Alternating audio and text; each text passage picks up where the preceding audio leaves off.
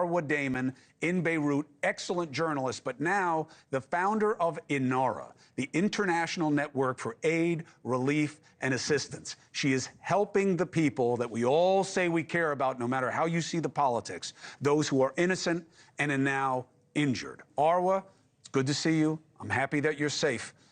Tell us what the situation is on the ground.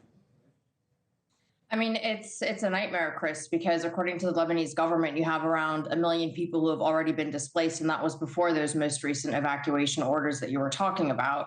And of course, everyone here has seen what has been happening in Gaza, and they fear that the exact same thing is going to be happening in Lebanon. You know, even though Israel says it's going to launch a limited incursion, that it's only going to be around 10 kilometers, you know, people have heard this before, because back in 1982, when the Knesset approved a limited incursion into Lebanon, the then Minister of Defense, Ariel Sharon, ended up on the outskirts of Beirut, and Israel occupied Lebanese lands up until around, you know, the year 2000. And it was actually that incursion back in 1982 that really led to the rise of Hezbollah. The Lebanese population is also very well aware of what's known as the Dahiya Doctrine, named for the Beirut southern suburb of Dahiya, which is Hezbollah's stronghold here. It's where, you know, Hassan Nasrallah was killed.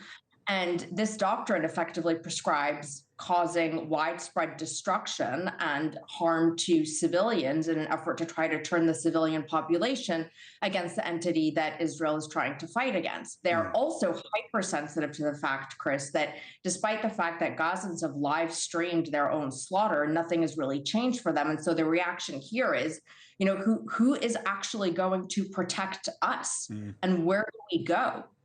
So, Arwa, now help us understand, having lived this and seen the politics play out and the kind of fruitlessness of any military situation, Iran choosing to fire ballistic missiles at Israel. How do you read that in terms of what is to come and what it means for the United States decision chain? Look, you know, on the one hand, people here will say, you know, Iran had to do something. It had to respond to the assassination of Ismail Haniyeh in Tehran. It had to respond to the assassination of Hassan Nasrallah. And so to a certain degree, it was expected that Iran would do something. I think that they're also, you know, at least in a country like Lebanon, there was a certain measure of relief that those ballistic missiles did not cause any deaths, because everyone knows who pays the price.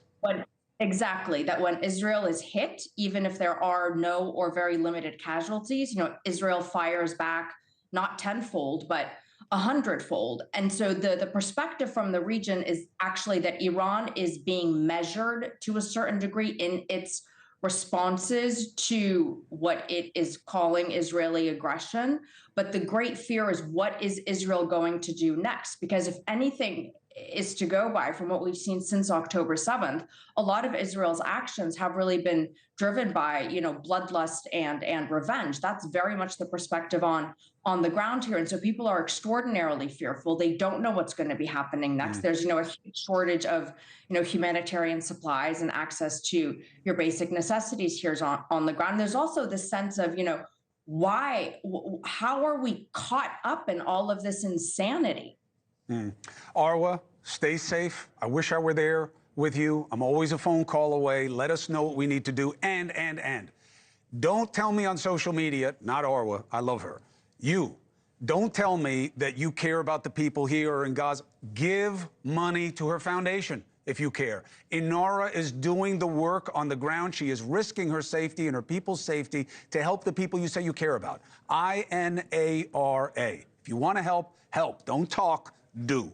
Arwa, stay safe. I'm a call away. I miss you, and I wish you well. Hey, thanks for watching. Go to joinnn.com to find NewsNation on your screen. And don't forget, click the red subscribe button below to get more of NewsNation's fact-driven, unbiased coverage.